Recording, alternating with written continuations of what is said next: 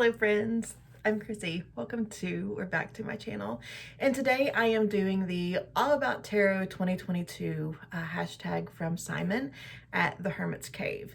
I do have the prompts open like right below my camera. By camera, I mean phone, propped up on the top cover of my laptop. So as long as my laptop doesn't go to sleep, I'm fine. But if you see me like fidgeting and leaning forward, that just means that it's been sleepy time for my laptop. I am very excited to do this tag. It's been fun for me going back to the recent, I guess earlier in the summer, the tag about like our tarot origin story that Catamancy Tarot did. I think it's so, I love the tarot community here on YouTube when I first found it, which I really think I came to because of witchy bullet journal videos is how I think I got here, but I'm not really sure. Anyway, and seeing this recent movement toward what we do and why we do it, and this focus on connection both in community and with our cards is like something I'm all about. So I'm very excited to do this tag. So the first question is your first tarot deck and how you encountered it. I do not have my first tarot deck. It was a Rider-Waite-Smith yellow box. I do have a teeny tiny one. So this is a stand-in for my first tarot deck. This deck is tiny, by the way. My tarot story is really interesting. I bought a deck. I took it home. I was living in the apartment that we lived in when we first got married, but I wasn't married yet. This had to have been like 2002, early 2003. I bought a deck at Barnes & Noble. I came home. I did my first little spread on my bed in my apartment over behind Bob Evans. And I got the Devil and Death. And I was like, no, this is not for me. So then I went back to Barnes & Noble to take it back, and I got embarrassed. So I ended up just throwing it away in the trash can outside of Barnes & Noble. Again, that would have been a gazillion years ago when I was still really deep in the church, and it scared me. So I also want to acknowledge on the flip side of that, like the first deck that I actually connected to, the first deck that I when I came back to tarot 7 years ago or so, so like what year is this, like 2015. I bought a couple of decks at the same time when I decided that I wanted to read, and the one I know I also bought The Wild Unknown, and I bought a couple of Oracle decks. But the deck that really resonated with me, the deck that I actually learned to read on, is the Fountain Tarot. So even though chronologically this is not my first deck, this is the first deck that means something to me. This is the first deck that showed me tarot. This is the first deck this is the first deck in my heart. I'll put it that way. The Fountain Tarot was the deck that showed me what tarot could do, what tarot could be, the space that tarot could fill in my life. So I consider the Fountain Tarot the first deck of my heart. So that was my first actual purchase, and then my first bonded purchase. And then the second prompt is the last deck I purchased and how my taste have changed since my first. This is a big deck, right? The most recent deck that I purchased, oh my gosh, this deck is beautiful, is the Journey to the Tower.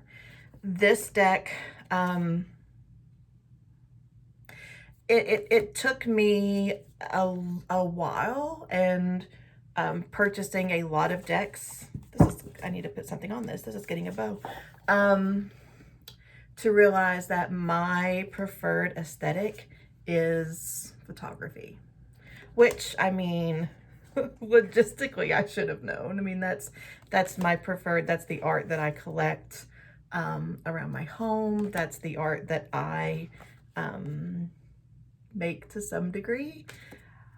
I think it's funny that the most recent deck that I've purchased is such a clear RWS clone.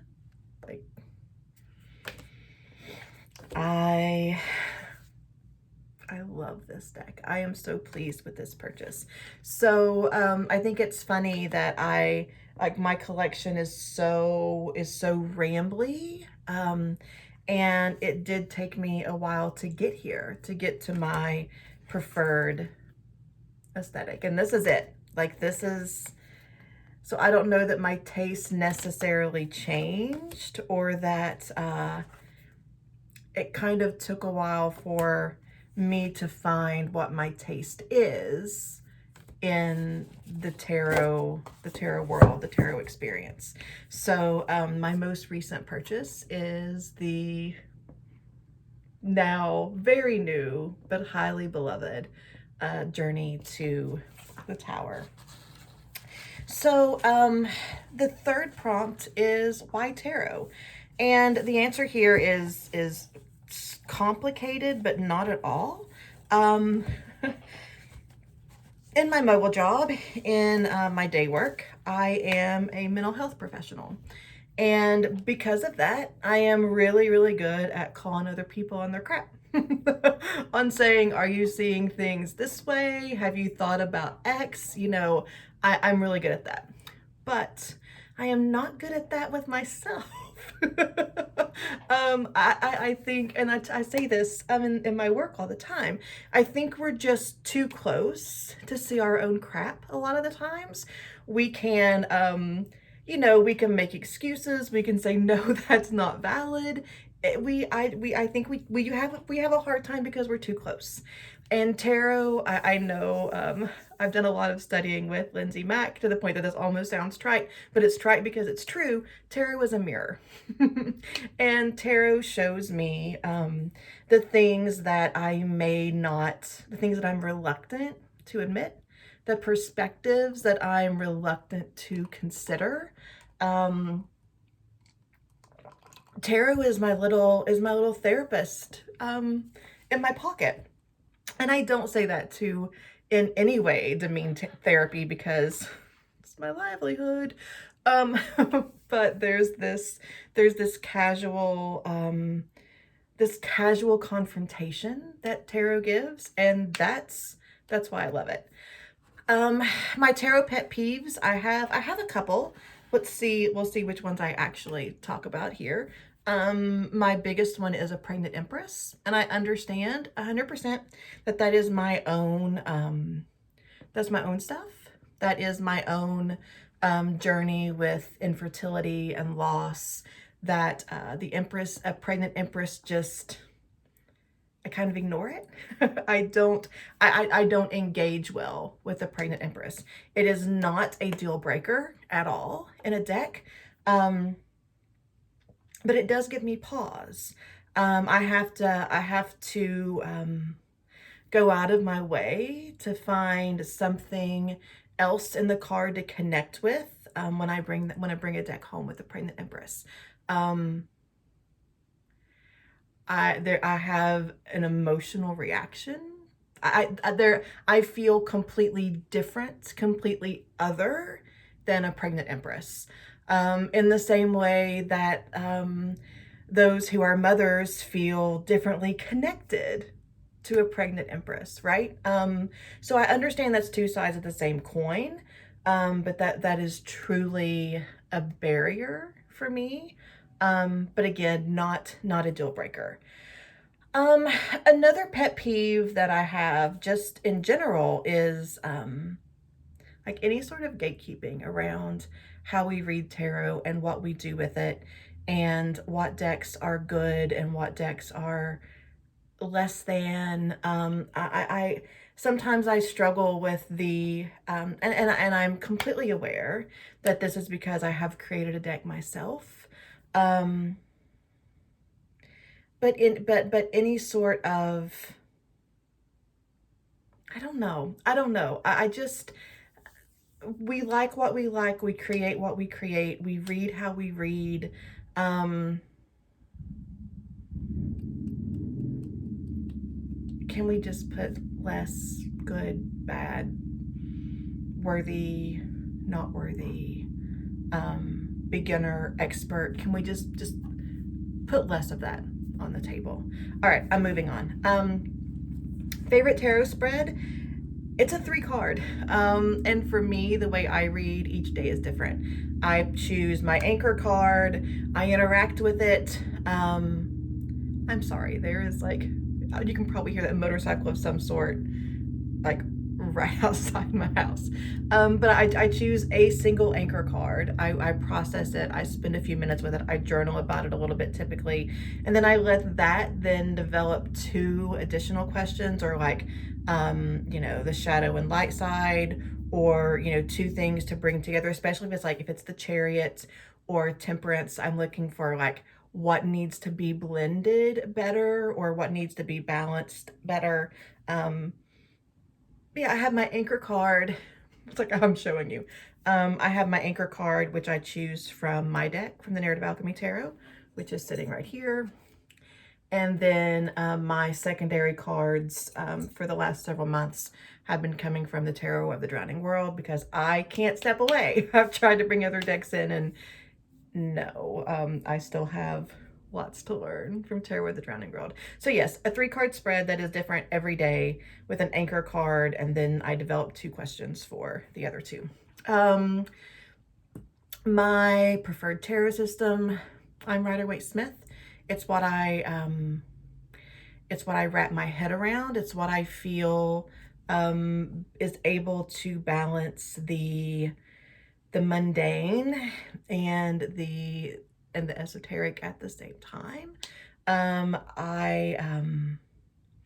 I'm very, very curious about Lenormand. And that may just be because some of them are pretty, and I'm waiting for like the one that I may have at some point. Yeah, I see myself learning Lenormand in the same way that I would learn to use a particular oracle that works from a different system. But I think Rider-Waite-Smith, I can't imagine putting the amount of study into a different system right now. Because like it's taken me a long time to get the comfort that I have with Rider-Waite-Smith. My tarot rituals, it's pretty simple. Before I read, I bring my cards into my hands. Let me find, I'll just, my deck. I bring my cards into my hands. I like feel my breath in my chest. I take a deep inhale. I send the exhale down to the earth, grounding into, I don't think about like how far it goes necessarily, but I send my breath into the earth, connecting with the wisdom of the earth. I inhale it back up. I feel that in my heart. I exhale my energy up to source, connect there, inhale that wisdom down in, again in my heart space, and then I exhale that energy out into my hands and the cards, and I shuffle from there. That comes from, honestly, my practice of Reiki and how I connect with Reiki energy, and how I steady and ground myself to work either on my own energy or with my clients. So that's just been like, I never thought, Chrissy, you need a ritual before you read. But that's just become a natural practice to ground and connect above and below. Anytime I'm doing anything that is that I want to show reverence to and for. So that's my little tarot ritual. How do I use tarot? Introspection, divination, etc. I am completely a reflective reader. Now, I don't say that to in any way discount or judge or invalidate people who read for divination. That is simply just not my skill set. Thinking about like how I was trying to think about how to describe this, and I was thinking about like stone, and that an artist is going to use a stone to create a sculpture, and a mason is going to use a stone to, you know, create a foundation. Those are two different uses of the same tool, and they're both incredibly valid. But there's a gift and a skill that comes along with doing both. And even though I feel like my skill set, where both I am more comfortable and also more practiced, is using tarot as divination, or as reflection. That doesn't mean that intuition doesn't play a big part in it, but I think my intuition is very much present based. And then again, that is completely me. That's where my gift, my tendency, my practice is in the right now, and in how to view the past differently, and how to shift our thoughts, our behaviors to create the future that we want. So yeah, I don't, any sort of projection that I do is more about how to change, what we look for, what we think about as we go into tomorrow, not what is going to happen tomorrow. I have had actually a brilliant divination reading right before the pandemic that I still think about. That at the time I was like, what in the world is she talking about? And like 6 weeks later, I was like, oh, wow, she was good. So again, I don't discredit it. I don't discount it. It's just not who I am. It's not what I do. It's not what I do with the rock. So my significator card, and why I feel it represents you, I don't have one. I think there's a part of me in every card in the deck, in both the shadow, the upright and the reversal. I do have a couple of cards that represent people in my life, energies in my life, but I don't have a significator card for myself. My most expensive tarot acquisition, I got this earlier this year. It's also going to go into the next question. This was one of my, when I started 2022, I'm like, there are 3 decks that I would like to call in, to like open my energy to receiving. And one of them came my way in January, and this is Majestic Earth.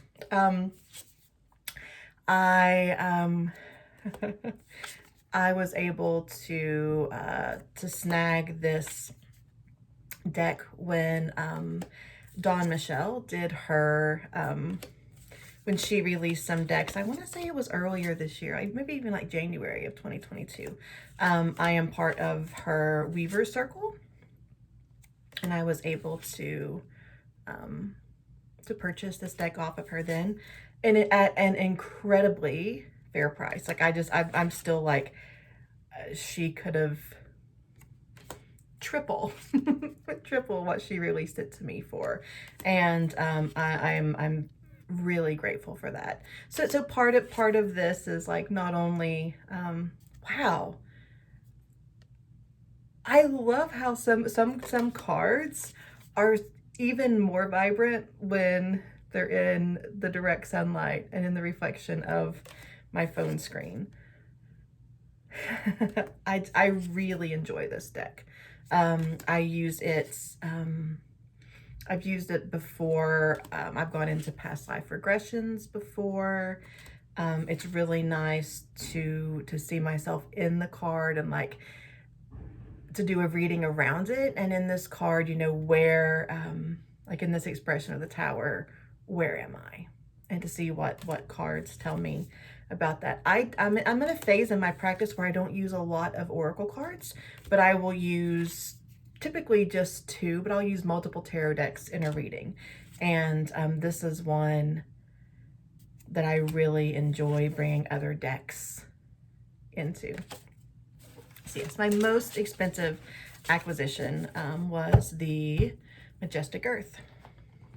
And then number 11 is the Unicorn deck, the deck that's so hard to find. I was watching a video where someone called it their white whale, and I was like, yes.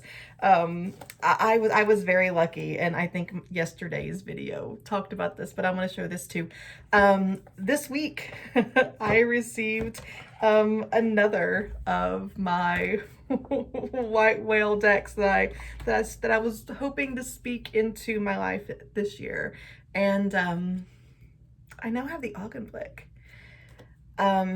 Thea at Garden Goddess Tarot, again, more graciously than I expected.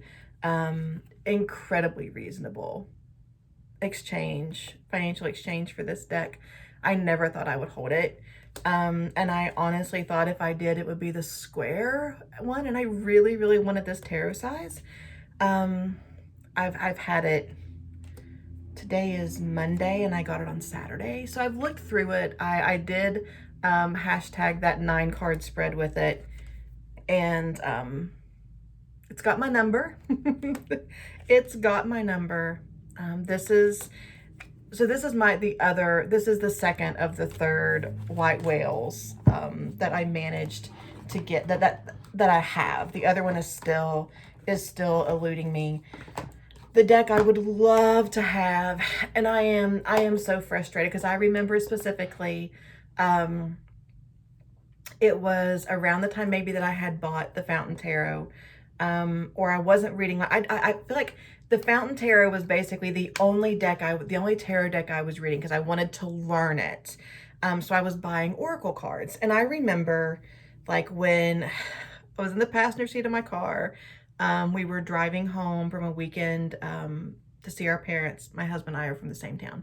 And I remember getting the email from Jessica Bott that there were just a few copies of the Idiosyncratic deck left. And I was like, I like it, but I'm not really all that into tarot, so I will just order the Oracle deck. And like, I remember this thinking, I remember like, I could get the tarot, but no, I'm just going to get the Oracle. And I am almost daily, I kick myself about that because this Oracle deck, it's so good. It is so good. And I understand that this is not representative of, what's the date on this, by the way? This is 2013. Maybe I have my years wrong. I don't know. But I understand like not connecting with art that she used to do. And I understand that she's working on the Jessica Tarot. That is an updated version, a better reflection of her skills in each of these cards. But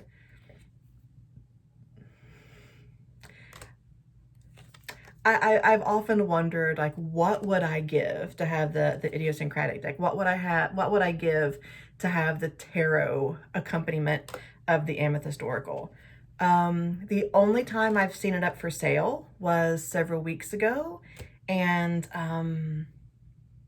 the friend on Facebook, I don't know, friend is just what we call people there, right? The person in the Facebook group was asking $700 for the deck. I don't know what my upper limit is, but it is nowhere near $700. So I still do not have the Idiosyncratic Tarot. I would consider releasing a lot. I would consider paying more for it than I have any other deck, but that is not $700. What is the, part number 12, what is the most important lesson that tarot has taught me? Tarot has really just helped me, I don't know that it's necessarily a lesson, but tarot has helped me apply what I do with other people professionally to myself. Tarot has helped me be able to see my own shit, help me be able to call myself out, to look at things a different way. Basically, I hear tarot in my own voice, but it's perspective that I haven't thought about. So the most important lesson that tarot has taught me is the ability to say, okay, this is where I am, but the cards help me to zoom out. The cards help me to take a step to the right, to take a step to the left, to take a step back, to take a step forward, to find different perspectives and entertain different perspectives on what is going on with me. Because I'm really my swords, right? My swords aren't my thoughts aren't good at doing that. I'm not good at doing that myself. I need a tool to be like, hold up, Chrissy. I don't do that well to myself.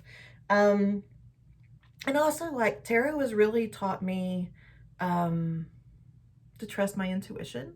I do read for others, and some of the intuitive hits that come up are really shocking to my system, both in tarot and in Reiki.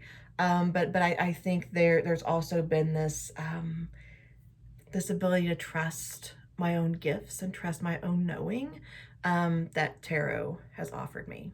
And then finally, number 13, my tarot dinner party guests. So 3 people that I would invite to a tarot dinner party. And I'm going to be honest, like, I'm looking for connection. A lot of people have mentioned deck creators and Pixie and like so many authors, and I'm like, I just want to see friends. So like, my tarot dinner party would be Thea from Garden Goddess Tarot, Meg from Rose Honey Ritual, and Mixtus Ray. Like, and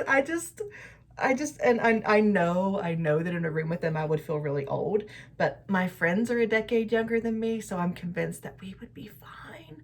And I'd want to go somewhere like dark with couches and tables and like a dark coffee shop, or we have a restaurant here in Lexington that serves pub food, and it's just really dark and homey and books on the walls. I just want to hang out and sling cards and laugh, and I want to make friends. And I think about this, you know, anytime there's that, you know, who would you invite to dinner? Like this whole, you know, dead or alive. And I'm like, totally alive people.